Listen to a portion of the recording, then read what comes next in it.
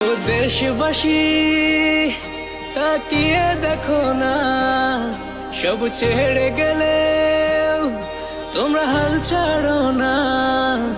এই বাংলা মায়ের জাত কখনো ভুলবে না, তোমাদের ঋণের প্রতিদান কেউ দিতে পারবে না।